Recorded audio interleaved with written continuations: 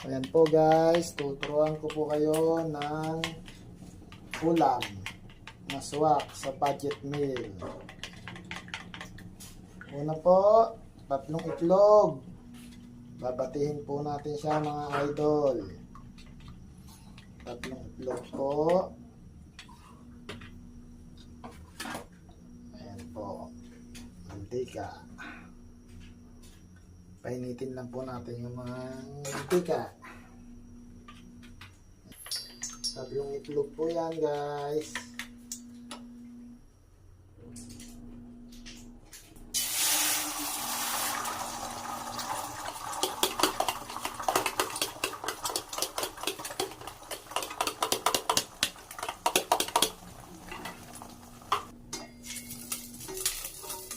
Igisa po ang sibuyas.